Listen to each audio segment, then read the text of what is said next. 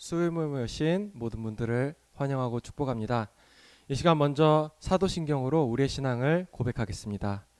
전능하사 천지를 만드신 하나님 아버지를 내가 믿사오며 그 외아들 우리 주 예수 그리스도를 믿사오니 이는 성령으로 잉태하사 동정녀 마리아에게 나시고 본디오 빌라도에게 고난을 받으사 십자가에 못 박혀 죽으시고 장사한 지 사흘 만에 죽은 자 가운데서 다시 살아나시며 하늘에 오르사 전능하신 하나님 우편에 앉아 계시다가 저리로서 산자와 죽은 자를 심판하러 오시리라. 성령을 믿사오며 거룩한 공회와 성도가 서로 교통하는 것과 죄를 사하여 주시는 것과 몸이 다시 사는 것과 영원히 사는 것을 믿사옵나이다. 아멘. 네, 이 시간 함께 찬양하실 때 정말로 우리를 위해 말할 수 없는 탄식으로 기도하시는 성령님께, 또 우리를 위해서 하나님 보좌 우편에서 언제나 중보하시는 우리 그리스도께 함께 찬양을 올려드리며 나아가기 원합니다. 함께 누군가 널 위해 기도하네 찬양하겠습니다.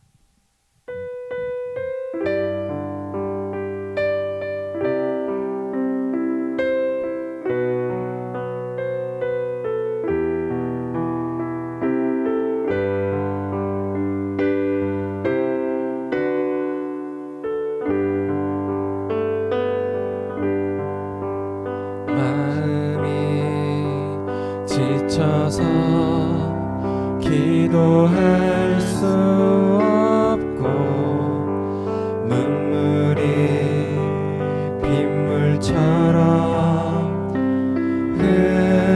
흘러내릴 때 주님은 아시네. 당신의 약함을 사랑으로 돌봐주시네.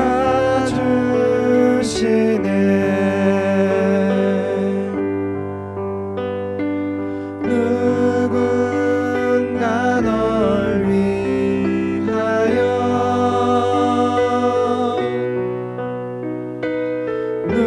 누군가 기도하네. 내가 홀로 외로워서 마음이 무너질 때 누군가 널 위해 기도하네.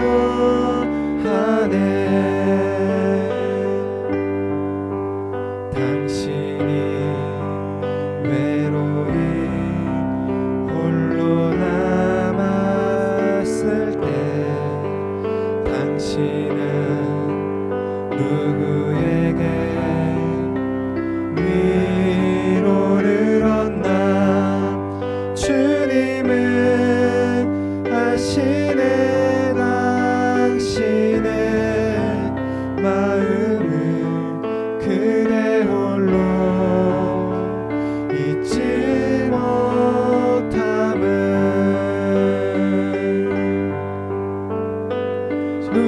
누군가 널 위하여,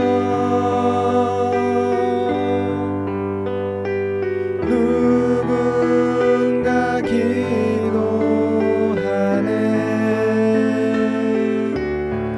내가 홀로 외로워서 마음이 무너질 때 누군가 널 위해 기도하네. 아멘. 계속해서 우리 찬양하실 때 우리 구주 예수님의 영원한 사랑과 약속을 소망하며 나아갔으면 좋겠습니다. 함께 내 구주 예수님 찬양하겠습니다.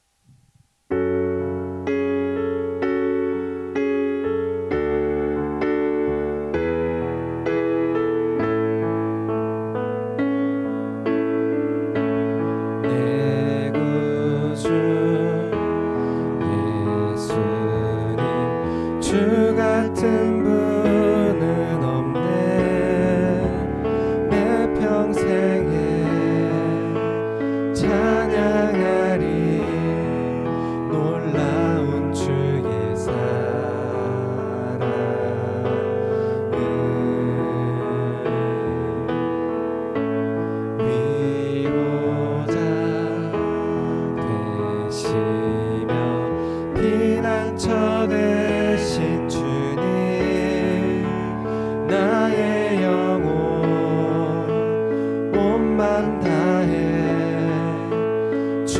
주를 경배합니다.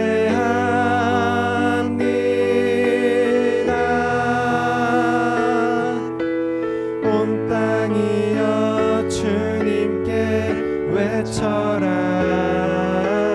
능력과 위엄의 왕 되신 주, 산과 바다 소리쳐 주의 이름을 높이리. 주의 간을 기뻐 노래하며 영원히 주님을 사랑하리라. 신실하신 주의 약속 나 받았네. 내 구주 예수님, 주 같은 분은 없네. 내 평생에 찬양하리. 놀라운 주의 사랑을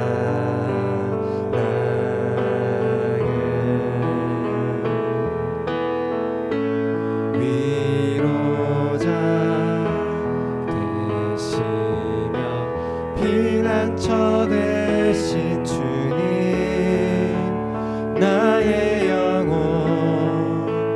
온 맘 다해 주를 경배합니다.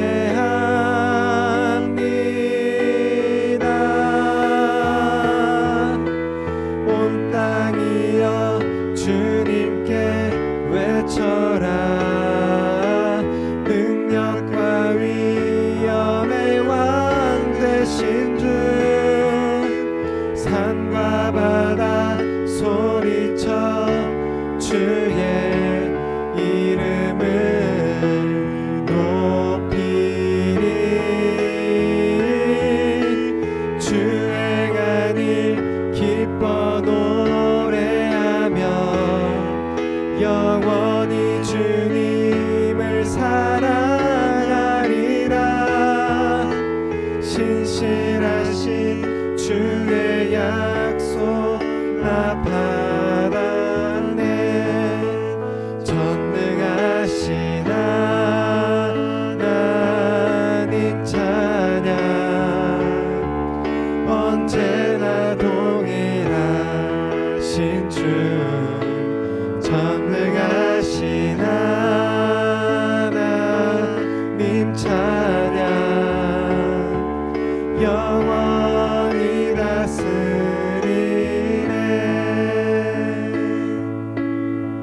사랑하는 나의 아버지, 이름 높여드립니다.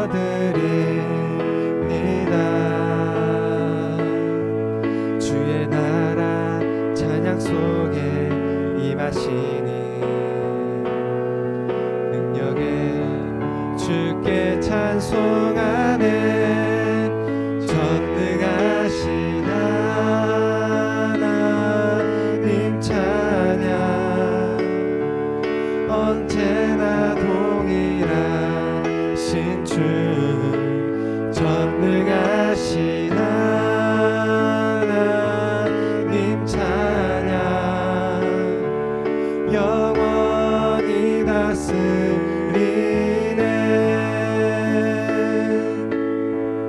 나 주의 이름 높이리. 나 주의 이름 높이리. 하늘 높이 올린 깃발처럼 주의 이름 높이리. 전능하신 하나님 찬양,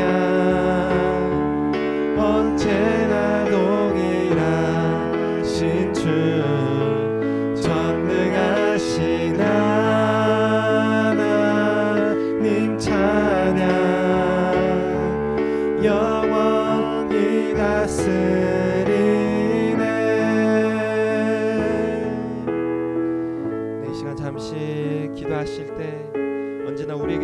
특별한 약속으로 지키시고 구원의 길을 완주하게 하시는 그 하나님의 전능하신 능력과 사랑을 오늘 이 수요 모임을 통해서 다시 한번 깨닫게 해달라고 잠시 그 마음의 고백을 담아서 함께 기도하시겠습니다. 하나님 아버지, 언제나 저희를 지키시는 그 아버지심을 믿습니다. 그 아버지께서 저에게 약속하신 것을 저희가 이 시간에 발견하고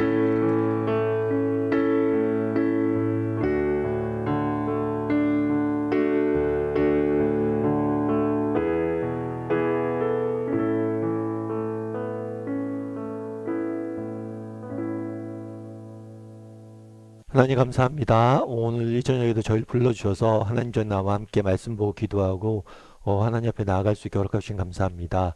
오늘 드려지는 이 예배를 주께서 기뻐 받아주시고 오늘 모임을 통해서 하나님께 주시고자 하시는 은혜와 또 위로와 또 능력을 각 사람이 맛볼 수 있는 복된 시간들 될 수 있도록 주여 붙잡아 주시옵소서.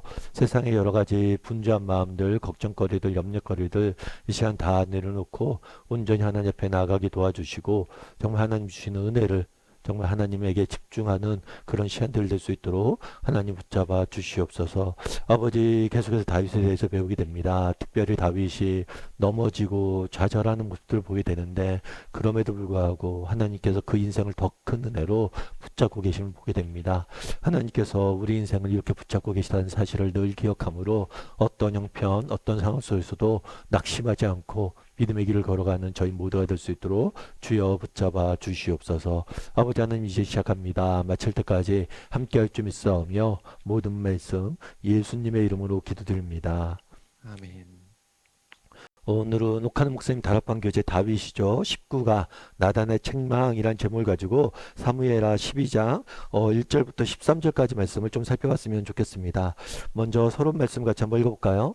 무서운 죄를 범하여 절망의 늪에 빠져버린 다윗에게 하나님은 긍휼을 베푸신다. 즉 나단 선지자를 보내셔서 죄를 깨닫게 하시고 회개할 수 있는 기회와 회복할 수 있는 은총을 베풀어 주신다. 그래서 오늘의 본문은 회개하는 다윗에게 초점을 맞추었다기보다는 진노 중에도 긍휼을 잊지 않으시는 자비로우신 하나님께 그 초점을 맞추고 있다.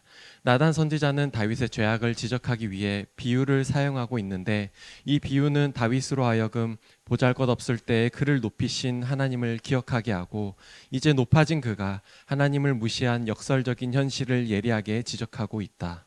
네. 오늘은 뭘 배우냐면 지난 시간에 우리가 다윗의 범죄에 대해서 배우고 있죠. 다윗이 밧세바와 간음을 하게 됩니다.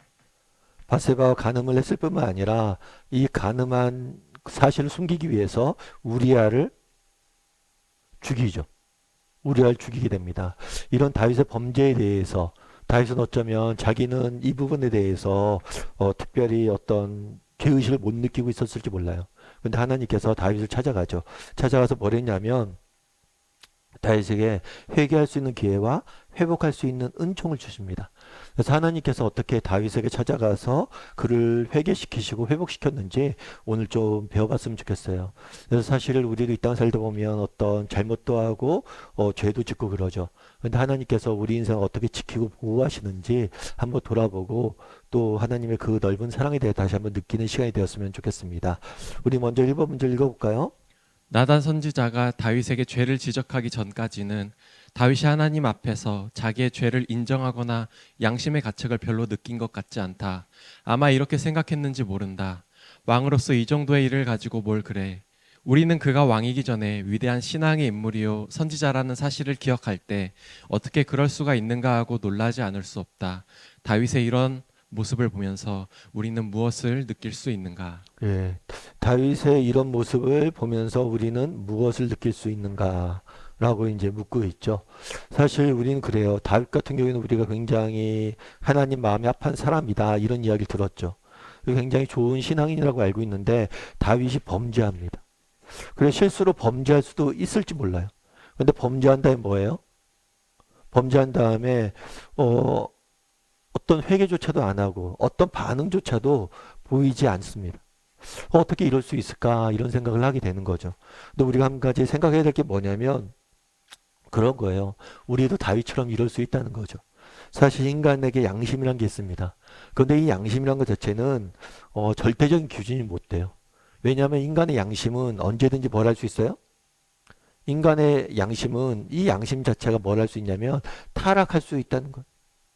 저희 자녀들만 봐도 초등학교 때 어렸을 때는 한번 그러더라고요. 큰애가 아빠하고 막 울면서 내가 오늘 너무 큰 잘못을 한 것 같아 하고 울면서 이렇게 왔어요. 그래갖고 왜 그랬더니만 친구한테 자기가 욕했다고 그래요. 친구한테 욕한 게 너무나 마음이 아픈 거죠. 그런데 지금 청소년기가 되니까 어때요? 욕을 입에 달고 살잖아요. 그만큼 무감각해지는 거예요.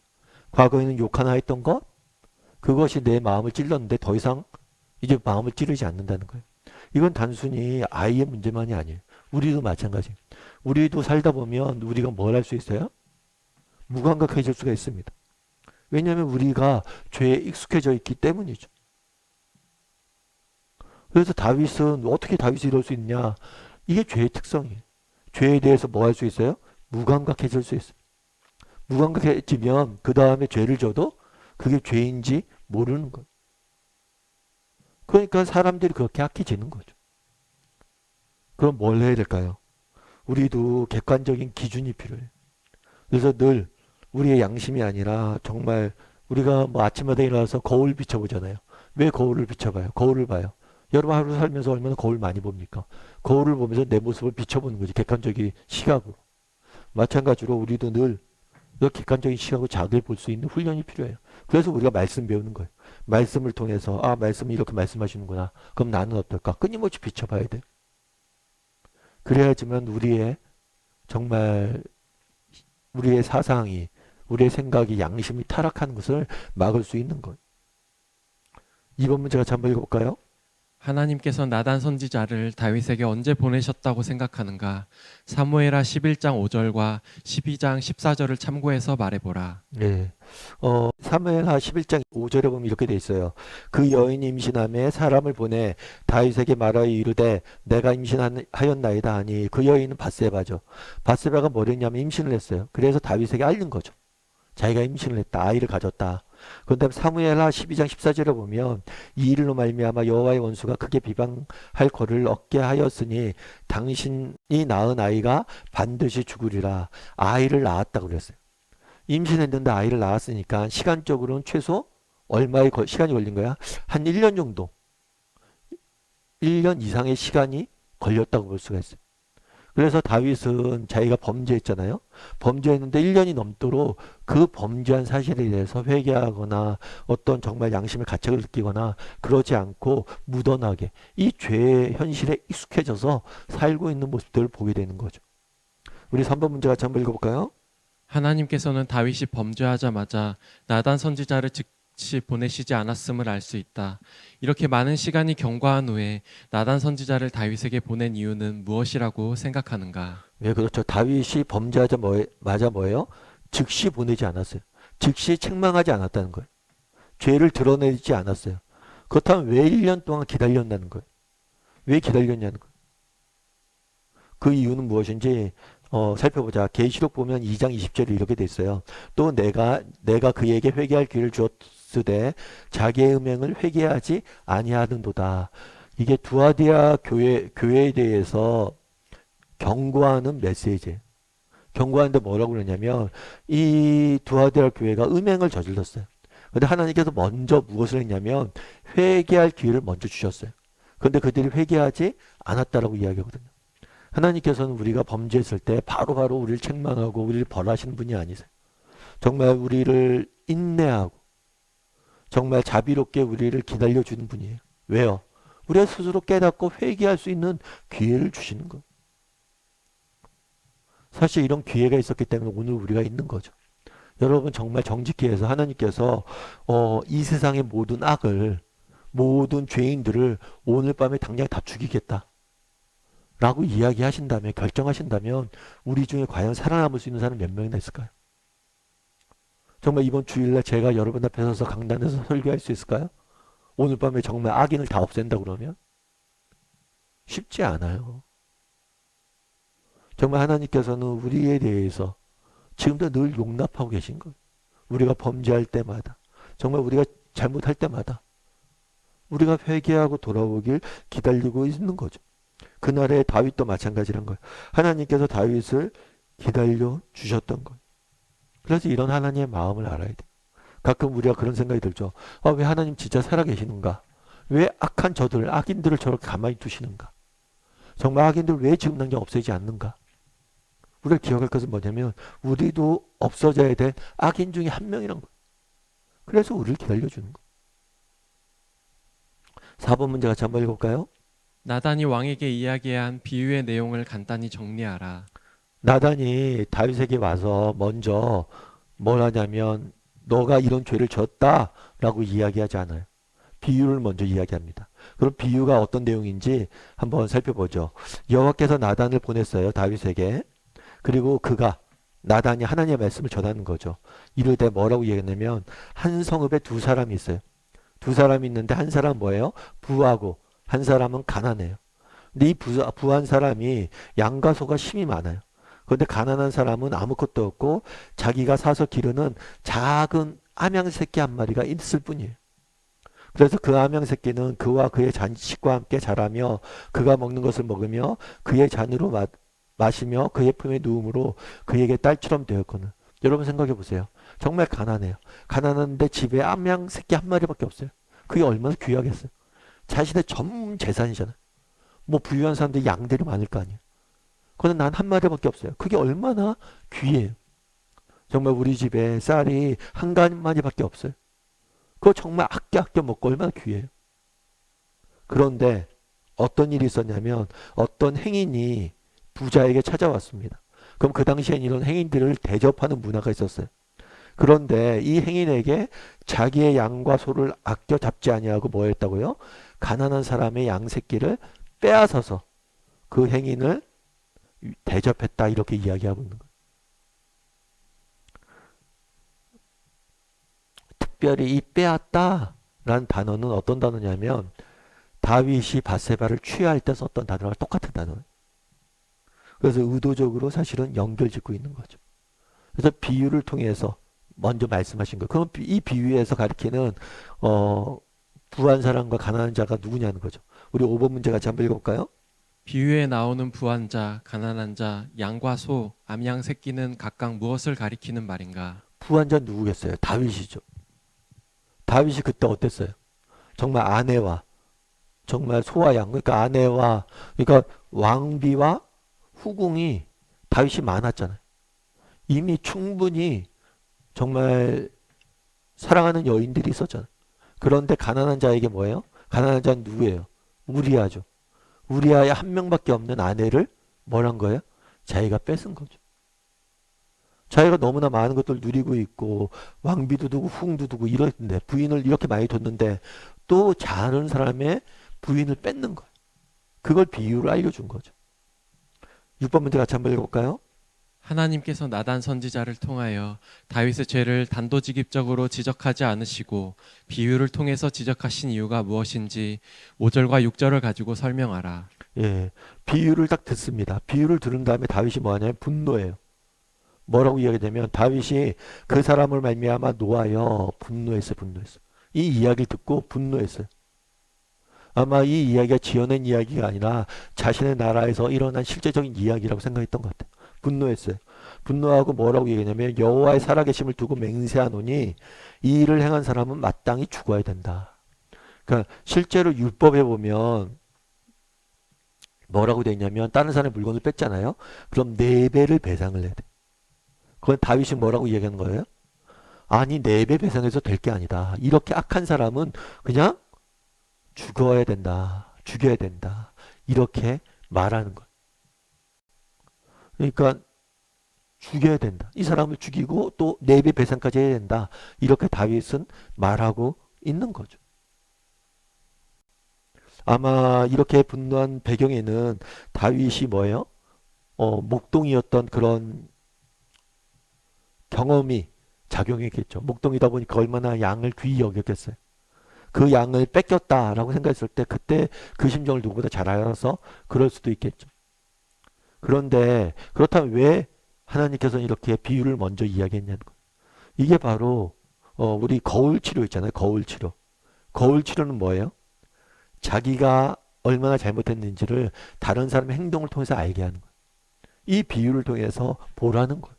너 자신을 보라는 거예요. 다윗이 분노했잖아요. 이 사람 죽여서 마땅해야 된다. 근데 그 죽여서 마땅한 죄를 누가 범했다는 거예요? 네가 범했다는 거예요. 그래서 거울치로 객관화할 수 있게 본 거예요.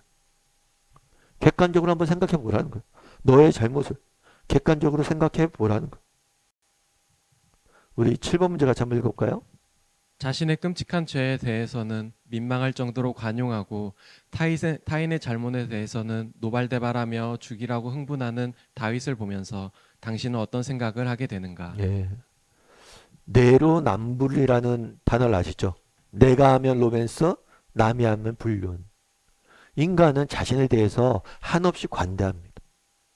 그리고 타인에 대해서는 굉장히 잔혹해요. 타인의 잘못에 대해서 우리는 분명히 지적할 뿐만 아니라 다윗도 그러잖아. 딴 사람 잘못했다니까 4배 갖고 죽여야 된다 걔. 굉장히 단호하고 엄격하고 때로는 잔혹합니다. 그는 나에 대해서는 어때요? 나에 대해서는 관대하죠. 나는 그럴 수 있지. 이렇게 생각을 하는 거. 따라서 그날의 다윗이 이렇게 흥분하잖아요. 그런데 이 모습이 뭐 할 수 있어요?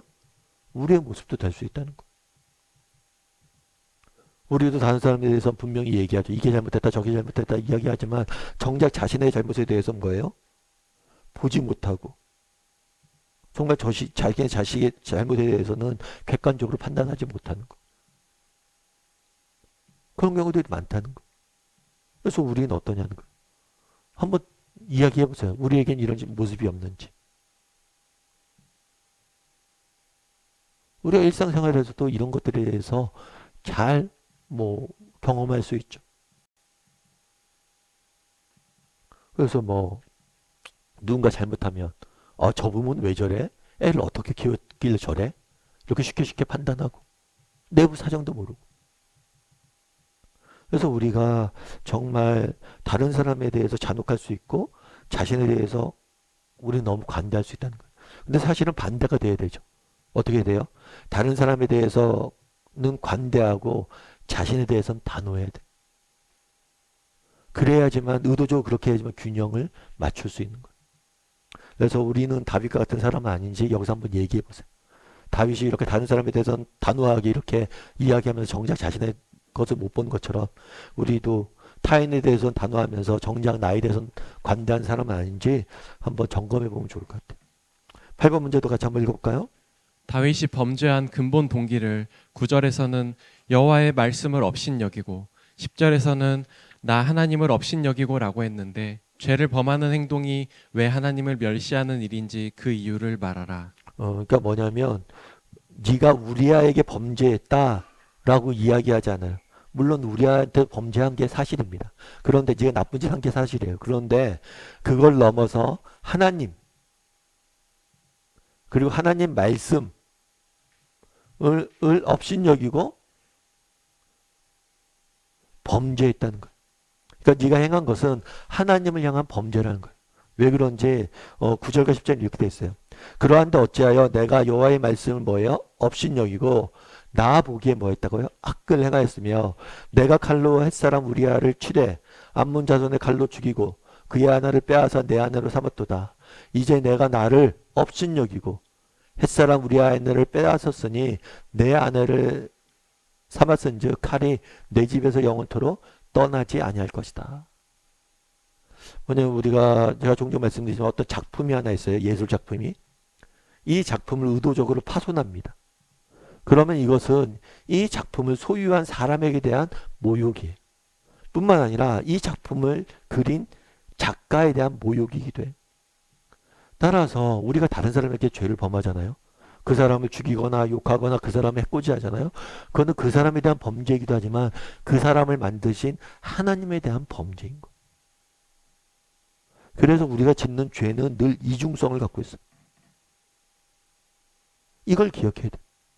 내가 다른 사람한테 욕하고 다른 사람한테 분노하고 다른 사람한테 해코지하고 이것이 다른 사람을 비방하고 다른 사람을 판단하고 다른 사람을 정죄하고 이것을 다른 사람을 비방하고 정죄하고 판단하는 것이 아니라 하나님을 그렇게 하는 거라는 거예요.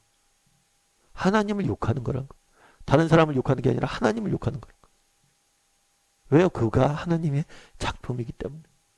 그 작품을 우리가 뭐예요? 파괴했기 때문이란 거예요. 그 다음에 또 한 가지 더 우리가 기억할 것이 있어요. 그건 뭐냐면 여러분, 우리 자녀가 잘못하잖아요. 자녀가 잘못하면 부모 입장에서는 어때요? 정말 자녀가 잘못하면 제일 큰 상처는 누가 받느냐면 부모가 받아요.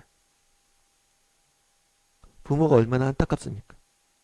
정말 가슴이 찢어지잖아요. 제가 왜 저렇게 행동할까? 제가 왜 저렇게 살까? 하나님은 마찬가지라는 거예요. 그날에 정말 다윗이 범죄하잖아요. 하나님이 다윗을 얼마나 아껴요. 근데 그가 범죄하고 이렇게 나쁜 짓을 하면 누가 제일 상처받아요? 하나님이 상처받는 거예요. 가슴 아파하는 거예요. 내가 너무나 슬프고 아프다는 거예요. 너 때문에. 왜 그랬냐는 거예요. 우리 9번 문제 같이 한번 읽어볼까요?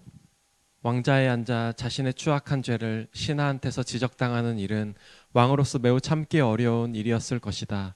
나단의 책망을 받자 다윗의 반응이 어떠하였는가? 그리고 그의 말과 태도가 진실하게 회개하는 마음을 담고 있다는 것을 사울 왕의 경우와 비교해서 말하라. 뭐라냐면 나단의 책망을 받자 다윗이 어땠어요?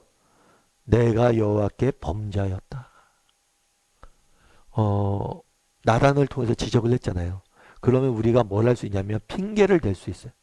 아, 내가 여차여차해서 합습니다. 그리고 자기 합리화를 할 수가 있어요. 또 뭘 할 수 있어요? 부인할 수 있어요. 아니다, 난 하지 않았다. 오해가 있다. 이렇게 부인할 수도 있고 핑계를 댈 수 있어요. 어쩔 수 없었다. 부득이했다. 그리고 또한 자기 합리화를 할 수도 있어요. 그런데 다윗은 뭐란 거예요? 바로 하나님 앞에 무릎 꿇고 회개한 거.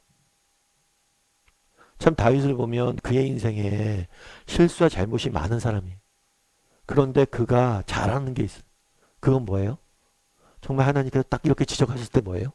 바로 돌아오는 거예요. 하나님 앞에 바로 무릎 꿇는 거예요. 하나님 잘못했습니다. 라고 하나님 앞에 돌아가는 거예요.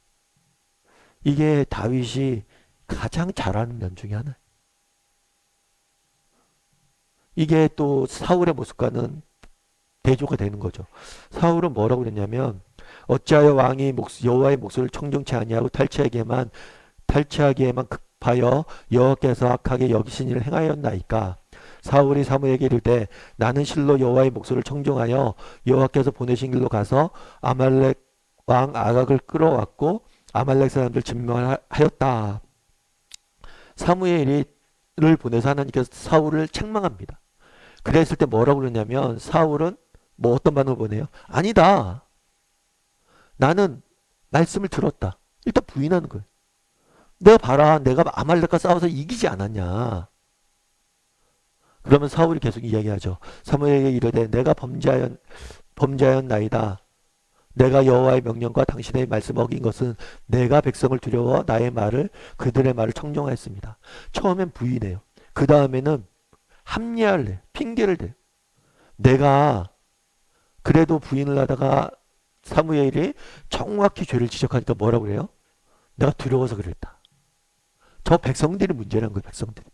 백성들이 나를 위협하지 않았다면 내가 그러지 않았을 건데. 내가 백성들 위해서. 그러니까 핑계를 대는 거죠. 뭐 백성들이 직접적으로 위협은 안 했겠지만 그들의 눈치를 보면서 그랬다. 뭐 이렇게 했는데 거짓말이죠. 백성들의 말과 하나님의 말 누구의 말을 들어야 돼? 누구의 눈치를 봐야 돼? 그래서 사울은 끊임없이 처음에 부인하고 핑계대고 자기 합리화를 계속해서 하는 거예요. 이거와 무엇이 다윗의 오늘 본문의 반응과는 대조가 되는 거죠. 10번 문제 같이 한번 읽어볼까요? 다윗이 자기 체면을 무릅쓰고 진심으로 회개하자 하나님께서 그에게 베푸신 은혜가 무엇인가? 네. 오늘 본문에 보면 이렇게 있죠. 13절에서 내가 범죄하였나이다 말했어요. 길게 말하지 않습니다. 그래요. 제가 잘못했습니다. 그래서 하나님께서 뭐라고 그래요? 당신의 죄를 사하였으니 당신이 죽지 아니할 것이다. 다윗이 아까 그런 얘기를 했잖아요. 비유를 통해서. 이런 사람 어떻게 되냐? 죽여야 된다. 죽여야 한다. 이렇게 말했어요. 그런데 이제 이야기하는 거죠.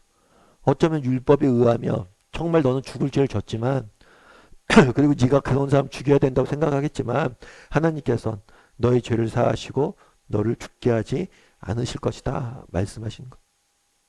그래서 우리가 늘 기억해야 될 것이 있어요. 그건 뭐냐면 하나님의 은혜예요. 은혜. 하나님은 은혜와 자비가 무궁하신 분이에요. 정말 우리가 우리의 잘못을 갖고 하나님께 가면 하나님께서 우리의 죄를 사하시고 우리를 뭐예요? 회복시킬 거예요. 그 사실을 우리가 잊으면 안 되는 거예요. 우리 11번 문제 같이 한번 읽어볼까요? 당신이 범죄했을 때 하나님께서는 어떠한 방법으로 당신의 죄를 깨닫게 하셨는지 구체적인 체험을 들어 말해보라. 네. 이전에 우리가 한번 앞의 문제에서 생각해 볼 게 있어요. 뭐냐면 사울이 있잖아요. 그리고 다윗이 있어요. 아까 얘기했지만 사울은 뭘 했어요? 정말 사무엘이 죄에 대해서 지적을 했을 때 진정으로 회개하지 않았어요. 여전히 부인하고 핑계를 대는 모습을 보게 돼요. 그런데 다윗은 뭘 했어요? 진심으로 회개했잖아요. 그 결과는 어땠어요? 우리가 알잖아요. 정말 우리는 가끔 그런 생각을 하죠. 왜 사울은 하나님께 용서하지 않고 다윗은 용서했습니까? 그런데 정말 다윗은 뭐라는 거예요? 지적받아 진심으로 회개했잖아요. 회개해야지만 뭐라는 거예요? 하나님의 자비와 은혜를 맛볼 수 있는 거예요. 회개하지 않으면 자비와 은혜를 맛보지 못해요. 예를 들면 그런 거예요. 우리가 아이가 감기가 걸립니다. 그럼 아이들의 감기약을 먹이잖아요. 그럼 아이들 감기약이 쓰잖아요. 쓰니까 뭐예요? 뱉어요. 뱉으면 정말 그 약을 먹어야 되잖아요. 쓰지만. 그래야지 낫잖아요, 병. 아무리 부모가 애를 써서 약을 알약을 부셔서 정말 가루약을 만들고 초콜릿을 준다고 하고 막 그렇게 해도 뭐예요? 계속해서 뱉으면 안 돼. 받아들여야 돼. 이 회개라는 건 뭐냐면 우리의 잘못을 인정하는 것이기도 하지만 하나님의 자비와 은혜 앞에 우리를 맡기는 거예요. 다윗은 하나님 앞에 맡긴 거죠. 자신의 잘못에 대해서 정말 회개하고 하나님 죽을 죄를 졌습니다. 그런데 사울은 그러지 않죠. 그러자 그 결과가 전혀 달랐던 거예요. 그래서 우리도 회개할 수 있어야 된다는 거예요. 11문제 이렇게 돼 있죠. 우리가 범죄했을 때 하나님께서 뭐 한다고요? 우리의 죄를 깨닫게 하시는지 어떤 방법을 깨닫게 하시는지 구체적인 체험을 들어보라. 우리가 다윗처럼 이렇게 살인을 하고 간음을 하고 그러지 않았을 거예요. 그럼에도 불구하고 우리가 일상을 살면서 크고 작은 범죄들을 저지르잖아요. 잘못들을 저지르잖아요. 이런 것들을 여러분들은 어떻게 깨닫게 되는지 하나님께서 어떻게 여러분들에게 깨닫게 하시는지 한번 구체적으로 좀 이야기를 나눠봐요. 여러 가지 방법이 있겠죠. 첫 번째 어떤 방법이 있을까요? 말씀을 통해서. 오늘 다윗에 대해서 배우잖아요. 다윗에 대해서 배우는데 이거 다윗 잘못했네. 이런 시각으로 보면 말씀 통해서 깨달을 수 있는 게 없어요. 근데 다윗의 잘못을 보면서 나에겐 이런 모습이 없을까? 이렇게 하다 보면 뭐예요? 아, 나도 이런 모습이 있을 수 있겠구나. 자신의 잘못들을 깨달아지는 거죠. 또 공동체를 통해서 이런 걸 느낄 때도 있죠. 우리가 다락방에서 이렇게 이야기 나누잖아요. 다윗 갖고 말씀 나누다 보면 이 사람이 저런 얘기하고 이 사람이 오늘도 이런 얘기를 하면서 A라는 집사님이 사실은 저는 이런 식으로 잘못을 깨달아요. 사실은 제가 이런 잘못을 했는데 하나님께서 이렇게 저에게 깨닫게 해주셨어요. 이런 이야기를 듣다 보면 뭐 하는 거예요? 다른 사람의 말을 통해서 나도 깨달아지는 게 있죠. 아, 저런 것도 잘못이구나. 저렇게 잘못도 깨달을 수 있구나. 그래서 우리가 하나님의 말씀을 통해서 깨달을 수도 있어요. 그리고 공동체를 통해서 사람을 통해서 우리가 깨달을 수도 있어요. 다른 사람의 말이나 행동을 통해서 우리가 알 수도 있는 거죠. 또 어떤 게 있을 수 있어요? 기도 중에 깨달아지는 것도 있죠. 기도하다 보면 정말 하나님께서 우리의 마음을 만지시잖아요. 하나님의 음성을 듣잖아요. 야, 승원아. 근데 너 이런 거 문제 있지 않아, 지금? 이런 깨달음들이 있잖아요. 그래, 때로는 말씀으로, 때로는 공동체 가운데, 때로는 기도를 통해서, 때로는 우리가 예를 들어서 지나가다가 책이나, 영화나, 이런 걸 보다가도 깨달아지는 게 있죠. 자연의 현상들을 통해서 깨달아지는 것도 있고. 정말 뭐 그런 거 있잖아요. 동물의 세계 이런 거 보면서 야, 동물의 세계를 보면서 그런 게 깨달아지죠. 야, 내가 동물과 차이가 없구나. 똑같은 존재구나. 다양한 요소를 통해서 우리는 깨달을 수 있어요. 근데 이때 중요한 건 뭐냐? 이거는 우리의 마음이 어떤 마음이냐면 하나님의 음성을 들으려는 마음이 경청하려는 마음이. 우리가 이런 이야기를 많이 들거든요. 라디오 주파수 이야기. 라디오가 있어요. 라디오 주파수가 맞춰야지 소리가 들리잖아요. 하나님께서 지금 주파수가 계속 흐르고 있어요. 흐르고 있는데 우리는 못 느끼죠. 그런데 딱 주파수를 맞출 때 뭐예요? 딱 소리가 들리는 거죠. 마찬가지로 하나님은 정말 말씀을 통해서 기도할 때 공동체를 통해서 자연현상들을 통해서 우리에게 끊임없이 말씀하고 계세요.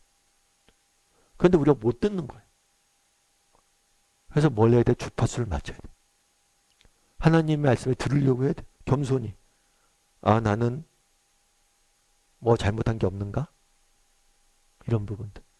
그래서 저는 우리 그리스도인들이 가져야 될 가장 중요한 능력 중에 하나는 뭐냐면 자기 성찰이라고 그래요. 자기 성찰. 다윗은 무엇보다도 자기 성찰을 할 줄 아는 사람이었어요. 자신의 잘못에 대해서 돌아보고 그것을 고치려고 노력했던 사람. 그러니까 우리는 누구나 잘못합니다. 우리는 누구나 실수해요. 그거는 부인할 수 없어요. 근데 중요한 건 뭐냐면 자기 성찰의 능력이 있느냐 없느냐. 정말 중요한 건 자기 성찰의 능력. 내가 내 모습을 돌아볼 수 있는 능력만 있다면 그것을 말씀이 되었건 공동체가 되었건 기도가 되었건 어떤 현상을 통해서 깨달을 수 있는 그런 능력만 있다면 우리는 넘어지지만 실패하진 않아요. 다시 일어설 수 있어요. 왜? 하나님께서 가져가면 회복시킬 것이기 때문이에요. 그래서 우리가 늘 자기 성찰을 좀 해야 돼. 그리고 또 성찰이 됐다면 여러분 두려워하지 마세요. 정말 다윗이 그렇게 범죄했잖아요. 그럼에도 불구하고 다윗에게 뭐라고 얘기해? 네가 죽지 않을 것이다. 더 큰 은혜로 우리를 감싸주세요. 그래서 여러분들이 이 사실을 알아야 돼. 여러분 범죄하면 하나님 앞에 가져가야 됩니다. 그러면 하나님께서 회복시켜 주세요. 12번 문제 같이 한번 읽어볼까요? 회개가 진실하면 하나님은 용서하시고 위로해 주신다. 용서받은 자가 누리는 참된 행복은 무엇이라고 생각하는지 각자가 받은 은혜를 가지고 나누라. 회개가 진실한 뭐예요? 하나님이 용서해주고 위로해 주신다. 정말 회개, 용서받은 자가 누리는 참된 행복은 무엇인지 각자 이야기 좀 나눠봤으면 좋겠어요. 정말 용서받은 자가 누리는 행복은 뭘까요? 여러분, 용서받는다는 것 사실 자체가 큰 위로예요. 하나님께서 우리를 용서해 주시고 또 우리를 뭐예요? 위로해 주시고 우리를 회복시켜 주세요. 무엇보다도 처음 누리는 회복은 뭐냐면 하나님과의 관계인 것 같아요. 여러분 우리가 어떤 잘못이나 범죄해 보세요. 그럼 하나님과의 관계가 뭐예요? 틀어질 수밖에 없어요. 여러분 우리 자녀들도 집안에서 뭐 아빠 몰래 어떤 잘못해 보세요. 그럼 아빠 슬슬 피하잖아요. 그게 죄의 속성이에요. 우리가 죄를 짓고 뭘 잘못하면 하나님으로부터 멀어질 수밖에 없습니다. 그건 100에 100 정확해. 그런데 정말 그것들을 회복하면 제일 먼저 회복되는 게 뭐예요? 하나님과의 관계. 여러분 이 하나님과의 관계만 회복되면 그 다음에 나머지 것들은 자연스럽게 해결돼요. 제일 우리가 살면서 중요한 게 뭐냐면 하나님과의 관계. 이것이 무너지면 다 무너지는 거. 그래서 죄가 무서운 거예요. 죄는 하나님과 우리의 관계를 파괴하고 우리를 하나님으로부터 멀어지게 만들기 때문에. 근데 정말 우리가 회개하고 정말 하나님 앞에 나가잖아요. 그럼 하나님과의 관계가 회복되는 거. 그럼 하나님과의 관계가 회복되면 뭐예요? 하나님의 용서와 위로를 맛보고 나머지 삶의 문제들도 해결이 되는 거. 그래서 여러분 정말 하나님 앞에 나와서 진심으로 회개할 수 있는 사람이 되어야 돼요. 그럼 하나님 앞에 나가서 회개한다. 그럼 하나님께서 우리와의 관계를 회복시키세요. 그런 다음에 삶의 문제를 해결해 주세요. 내가 잘못됐던 것들, 우리의 죄악들, 그리고 그 죄의 결과들, 이런 것들을 바로 잡아주세요. 그런데 이것들을 바로 잡기 위해서는 뭐가 먼저 필요해요? 하나님과 관계 회복이 먼저 필요해요. 왜냐하면 우리의 힘으로, 우리의 능력으로 이런 것들을 바로잡을 수가 없어요. 죄와 싸워서 이길 수가 없어요. 그래서 하나님과의 관계가 회복되어야지만 이런 부분들을 우리가 이길 수 있는 거예요. 그래서 우리가 할 수 있는 건 뭐냐? 하나님께로 가는 거예요. 그럼 하나님이 우리를 회복시키시고 우리의 능력 주셔서 이런 것들을, 죄와 이런 잘못들을 극복하고 이겨내고 바꿔갈 수 있고 회복할 수 있는 겁니다. 그런 믿음을 가지고 또 하루 살아가는 저나 여러분이 되기를 주님의 이름으로 소원하고, 또 이번 한 주간 또 오늘 다락방 교제를 통해서 나눈 내용들을 같이 좀 이야기를 나누고 그렇게 지냈으면 좋겠습니다. 우리 함께 기도했으면 좋겠는데요. 오늘 배운 말씀을 가지고 기도했으면 좋겠습니다. 그날에 하나님께서 나단 선지자를 보냅니다. 그런데 1년 뒤에 보내세요. 정말 왜 이렇게 늦게 보내셨을까요? 우리가 미리 먼저 회개하고 돌아오길 기다리는 거예요. 하나님 앞에 맡기 전에, 정말 하나님의 책망을 듣기 전에 먼저 우리가 스스로 깨닫고 돌아오길 원하시는 거예요. 기다리시는 거예요. 그 하나님의 마음을 깨닫고 혹시라도 내 삶 가운데 정말 무엇인가 잘못된 것들이 있다면, 무엇인가 궤도에서 벗어난 것들이 있다면 궤도 수정을 하고 하나님께 초점을 맞출 수 있는 사람이 되게 해달라고 기도했으면 좋겠습니다. 또한 기도하실 때 그날의 다윗이 가졌던 그런 믿음들을 우리에게 허락해 달라고, 정말 하나님이 책망을 듣자 바로 그 앞에서 회개합니다. 정말 우리도 이런 용기를 달라고. 이 땅을 살면서 우리가 잘못된 것들을 발견할 때가 있잖아요. 나의 죄된 모습들, 잘못된 모습들을 발견할 때가 있잖아요. 그런 거 발견했을 때 하나님, 제가 이거 실수하고 있습니다. 잘못하고 있습니다. 하나님 저를 고쳐주세요. 정말 우리의 힘과 능력으로 못 고칩니다. 하나님께 가져가야 돼. 고쳐달라고 이야기해야 돼. 그래야지 하나님이 일하십니다. 정말 그래서 다윗처럼 우리 자신의 모습을 늘 돌아보고 정말 회개하며 나아갈 수 있는 사람이 되기를 기도해 주시고, 마지막으로 기도하실 때 정말 우리가 내로남불한 사람은 아닌지, 나에 대해서 너무나 관대한데 다른 사람에게 대해서 너무나 엄격한 사람은 아닌지, 오히려 반대게 되게 해달라고, 나에 대해서 엄격하고 다른 사람에 대해서 관대한 사람이 되게 해달라고. 그것이 우리 그리스도인들의 모습이 되어야 되잖아요. 그런 사람이 되게 해달라고 이 시간 함께 기도해 주시고, 또 우리가 환대 20일을 계속하고 있습니다. 정말 다른 사람을 진심으로 받아주고 격려하고, 우리가 단순히 정말 물질만 대접하자고 하는 거 아니잖아요. 다른 사람의 이야기를 진심으로 들어주고 그를 격려하고 세워주는 사람이 되게 해달라고. 이 시간 환대 20일을 위해서 또 말씀 기억하고 또 계속해서 진행 중인 환대 20일을 위해서 같이 기도하도록 하겠습니다. 같이 기도하시겠습니다.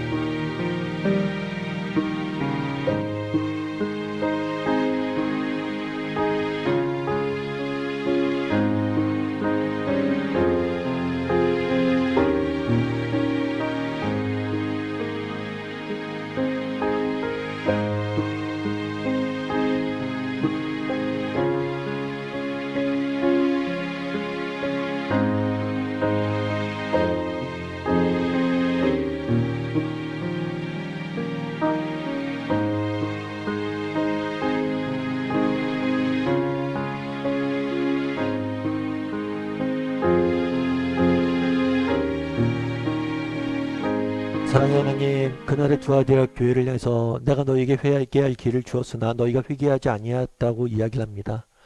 정말 하나님께서 우리를 기다리시고 정말 우리를 인내하시며 기다리시는데, 정말 우리가 여전히 그 하나님의 음성을 듣지 못하고 하나님의 마음을 알지 못하고 여전히 죄악 가운데, 여전히 삶의 궤도가 이탈된 가운데 살아가고 있지 않은지 돌아보게 도와주시고, 정말 우리의 삶이 궤도에서 이탈되었다면, 우리의 삶 가운데 무엇인가 문제가 있다면 그것을 빨리 돌이켜 회개하고 하나님 앞에 돌아올 수 있는 우리 모두가 될 수 있도록 주여 은혜를 다하여 주시옵소서.